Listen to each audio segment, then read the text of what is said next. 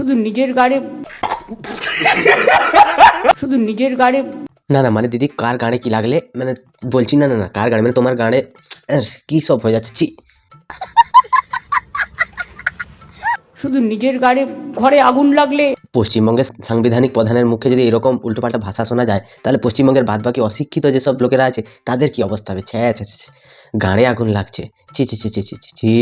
বলছি দিদি এই যে সুজিত বোস নামের যে লোকটা সিপিএম থেকে তৃণমূলে এসেছিল হচ্ছে তো নাকি দমকল মন্ত্রী হয়ে বসে আছে, তাকে নিয়ে মোটামুটি আগুনগুলো নিভিয়ে দিলে ভালো হতো না? তাহলে গানটা একটু ঠান্ডা থাকতো আর কি।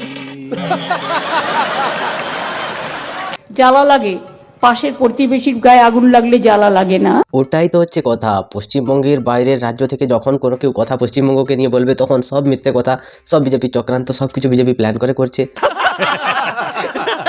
আমার কি মনে হয় জানো তো বন্ধুরা, মনে হচ্ছে মুখ্যমন্ত্রী মমতা ব্যানার্জি খুব একটা ডিপ্রেশনের মধ্য দিয়ে যাচ্ছেন। তার মনে হচ্ছে রাত্রিবেলা নেশা করার পরে আর ঘুম হচ্ছে না। পশ্চিমবঙ্গের মুখ্যমন্ত্রী তিনি আমাদেরকে বোঝাতে চান যে তিনি অনেক বড় মাপের একজন শিল্পী এবং তিনি একজন লেখিকা, তিনি সমাজসেবী, অনেক কিছু দেখাতে গিয়ে এই গাঁড়ে আগুন লাগিয়ে দিচ্ছেন। সত্যি কথা বলতে দেখো, তুমি যদি কোনো ভালো কাজ কিছু করো তাহলে তো গাঁড়ে আগুন অন্যদের লাগবেই। তো সেই রকম করে মুখ্যমন্ত্রী বলছে প্রতিবেশীর গাঁড়ে আগুন লাগার কথা। ছাত্রছাত্রীরা এগিয়ে আসুন, যৌবন এগিয়ে আসুন। কেন সেই যৌবনকে দিয়ে কি লীলা খেলা করা হবে? ছাত্রছাত্রীদের নিয়ে কি করা হবে? ছাত্রছাত্রীরা আর কদিন পরে পশ্চিমবঙ্গে স্কুলে যাবে না, মিলিয়ে নেবে। 2-4 টাকার ডিম ভাত দিয়ে মোটামুটি মানুষজনকে স্কুলে প্রেজেন্টটা দেওয়ানোর কথাটা হচ্ছে মুখ্যমন্ত্রী মমতা ব্যানার্জি। পশ্চিমবঙ্গের স্কুলের যে শিক্ষকেরা আছেন, যারা পুরনো সিপিএম আমল থেকে যারা মোটামুটি চাকরি পেয়ে এসছেন, তাদের একটা আলাদা সম্মান আছে।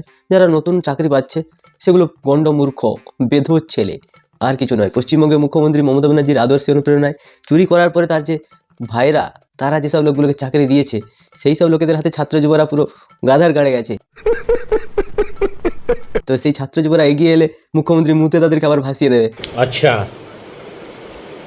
ठीक है। খেলোয়াড় থেকে শুরু করে, শিল্পী থেকে শুরু করে, সংস্কৃতি প্রেমী মানুষ থেকে শুরু করে, শুধু নিজের গাড়ি ঘরে আগুন লাগলে। যদি সুভাষচন্দ্র বোস তিনি যদি বেঁচে থাকতেন তাহলে হয়তো পশ্চিমবঙ্গের মুখ্যমন্ত্রীর গালে ঠাঁটিয়ে দুটো চড় মারতেন। তার কারণ হচ্ছে কোনো একজন মনীষী, তিনি বা তার জন্মদিনে তাকে নিয়ে কথা বলার থেকে এসআইআর নিয়ে কথা হচ্ছে, ভারতবর্ষের বর্তমান পরিস্থিতি নিয়ে কথা হচ্ছে। মানে পশ্চিমবঙ্গের মুখ্যমন্ত্রী সব কিছুর ভিতরে পুরো রাজনীতি ঢুকিয়ে দিতে চাইছেন। সেটা কি করাটা অনেক ভালো কাজ বলে তোমাদের মনে হয়? এই যে রাজনীতি নিয়ে পশ্চিমবঙ্গের মানুষকে সব রাজ্য থেকে আলাদা করার চেষ্টা করা হচ্ছে, এরা সত্যি কথা বলতে পশ্চিমবঙ্গের ইজ্জত নিয়ে খেলছে।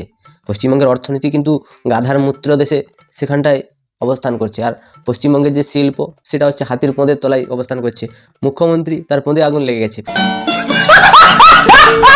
যে নেতাজি সুভাষচন্দ্র বোস বলেছিলেন, তোমরা আমাকে রক্ত দাও, আমি দেব স্বাধীনতা। আচ্ছা, নেতাজি বলেছিলেন তোমরা আমাকে রক্ত দাও, আমি দেবো স্বাধীনতা। পশ্চিমবঙ্গের মুখ্যমন্ত্রী তার নেতাদেরকে বলেছিলেন তোমরা আমাকে ভোট দাও, আমি দেবো তোমাদের কাটমানি। কথাটা কিন্তু পুরো মিলে যাচ্ছে, দেখে নাও। আমি শুধু একটা জিনিস ভেবে হাসতে হাসতে মরে যাই যে মুখ্যমন্ত্রী এখনো পর্যন্ত মুখ তুলে কথা বলার সাহস পাচ্ছে। সত্যি কথা বলতে কি, ইনার মতো মহিলা যিনি পশ্চিমবঙ্গটাকে শেষ করার পথে নিয়ে যাচ্ছেন, একজন মহান দেশপ্রেমী এবং পশ্চিমবঙ্গ তথা ওড়িশার একটা ইমোশান, সেই নেতাজি সুভাষচন্দ্র বসু, তার জন্মদিনে সেখানটায় মুখ্যমন্ত্রী স্টেজের উপরে দাঁড়িয়ে রাজনীতির কথা বলছেন, গাঁড়ে আগুন লাগার কথা বলছেন। সত্যি ভাবা যায়? এগুলো শিক্ষা? এগুলো হচ্ছে বাপ মায়ের দেওয়া কুশিক্ষা। এগুলো শিক্ষা বলে না, এগুলো সত্যি কথা বলতে কি কুৎসিত মানসিকতার পরিচয় ছাড়া আর কিছু নয়। সেটা বড় কথা নয়। আমি রক্ত দেবার কথা বলছি না, রক্তটাকে রক্ষা করুন, প্রাণটাকে বাঁচান, ছাত্রছাত্রীরা এগিয়ে আসুন। বাঁচান। তারপরে তো 2026 সাল আসছে, তৃণমূলের যোগ দিন এবং জোড়া ফুলে টিপে সেখানটায় তৃণমূলকে বিজয়ী করুন। আরে ভগবান, দিলে আর সামনের 5 বছর আমি চুরি করতে আমার সুবিধা হবে। মুখ্যমন্ত্রী এটা সত্যি এত হাস্যকর, এত বিতর্কিত, এত পরিমাণে সম্মানহীন একজন মহিলা। ইনাকে সত্যি বলছি, ইনার গায়ে মানুষের চামড়া আছে কিনা আমার জানা নেই। শুধুমাত্র নেতাজি সুভাষচন্দ্র বোসকে নিয়ে ছেলে খেলা উনি করেননি, উনি পশ্চিমবঙ্গে সনাতন ধর্ম নিয়ে ছেলে খেলা করেছেন। উনি মুসলিমদের ধর্মটাকে অপমান করেছেন। উনি সবসময়ের জন্য পশ্চিমবঙ্গের ধর্ম বিরুদ্ধে একটা কথা বলতে থাকেন। পশ্চিমবঙ্গে তিনি একটা দলকে তোষণ করতে থাকেন। বর্তমান দিনে তিনি হিন্দুদের তোষণ করতে চাইছেন এবং চেষ্টাও চালিয়ে যাচ্ছেন। রাজ্যে পাবলিকের টাকায় মন্দির হচ্ছে। সুভাষচন্দ্র বোস যদি বেঁচে থাকতো না, আগে ইংরেজদেরকে না তাড়িয়ে মুখ্যমন্ত্রীকে পুরো দেশ থেকে তাড়িয়ে দিত। इसकी माँ का भोला चेहरा। আমাদের এই ভিডিওটা কেমন লাগলো তোমরা আমায় কমেন্টে জানিও। যদি ভালো লাগে তাহলে লাইক করো, কমেন্ট করো, শেয়ার করো, সাবস্ক্রাইব করো। পাশে থাকা বেল আইকনটা প্রেস করতে একদম ভুলবে না। সবাই ভালো থেকো, সুস্থ থেকো, সাবধানে থেকো, আর দেখতে থাকো বাংলার কোণে ঘর।